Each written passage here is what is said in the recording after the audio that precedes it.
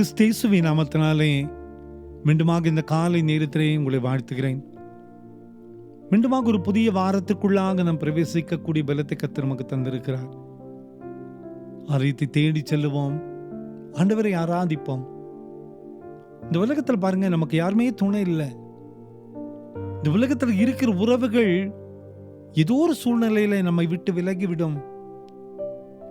ஏதோ ஒரு பிரச்சனை, ஏதோ ஒரு சூழ்நிலை, ஏதோ ஒரு பாரம் வருகின்ற பொழுது இந்த உலகத்தின் உறவுகள் நம்மை விட்டு விலகி போவதை நாம் பார்க்கிறோம்.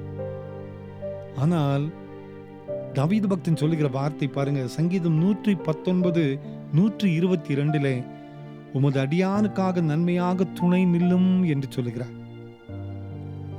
Be surely for thy servant for good. எனக்கு நீர் துணையாய் நில்லும், எனக்கு நீர் மாத்திரம் எனக்கு துணை. இந்த உலக மக்கள் துணை என்று எண்ணி ஏமாந்தது அநேகம். நாமும் கூட ஏமாந்திருக்கோம்ல. எத்தனையோ மனிதர்களுக்கு உதவி செய்தோம், எத்தனையோ மனிதர்களை நம்பினோம், எத்தனையோ மனிதர்களுக்கு பின்னால போய்கொண்டே இருந்தோம்.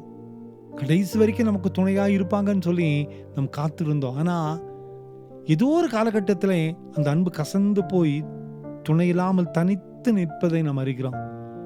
இதெல்லாத்தையும் அறிந்த தாவீது சொல்லுகிறார், உமது அடியானுக்காக நன்மையாக நீர் மட்டும் துணையாய் நில்லும். அவர் மட்டும்தான் நம்மோடு கூட நிற்க முடியும். அவர் மட்டும், அவருடைய அன்பு மட்டும் நம்மை தாங்க முடியும். அவருடைய ஆதரவு மட்டும் கடைசி வரை நம்மோடு கூட இருக்க முடியும். இந்த உலகத்தில் இருக்கிற மனிதர்களைப் போல அல்ல, அவருடைய அன்பு மாறாதது. ஆண்டவரே, உமது அடியானுக்காக துணையாக நில்லும் என்று நாமும் செபிக்க வேண்டும்.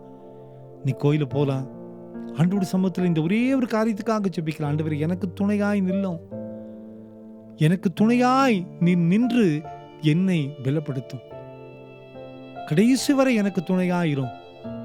நாம் ஜெபிப்போம், நம் அருகே ஆண்டவர் நிற்பதை உணர முடியும். நம் கரம் பிடித்து நம்மை அழைத்து செல்வதை நாம் உணர முடியும். நம் மீது அவர் கரம் வைத்திருப்பதை நம்மால் உணர முடியும். நம்மை சுமந்து கொண்டு செல்வதை நம்மால் உணர முடியும்.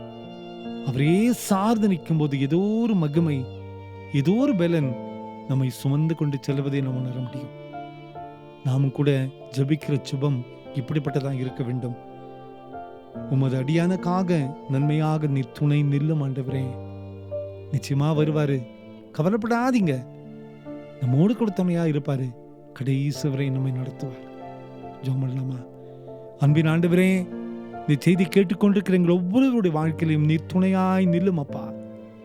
இந்த உலகத்திலே அநேக சூழ்நிலை நம்பி ஏமாந்தது போதும் அப்பா. நீர் மட்டும் எங்களுக்கு துணையாய் நிற்க கெஞ்சுகிறோம். இந்த காலை நேரத்தில் ஆலயத்தில் சேர்ந்து உம்மை ஆராதித்து நீ துணையாய் இருக்கிற உம்முடைய பிரசன்னத்தை உணர்ந்து எங்களுடைய வாழ்வை தொடர கிருபை செய்வீர் நம்புகிறோம். பிறந்த நாளையும் திருமண நாளையும் நினைவு கூறுகிற ஒவ்வொரு பிள்ளைகளையும் ஆசீர்வதிங்கப்பா. உம்முடைய சமாதானம் எங்களோடு கூட இருக்கட்டும். இயேசுவின் மூலம் ஜெபங்களும் எங்கள் நல்ல பிதாவே. ஆமென், ஆமென்.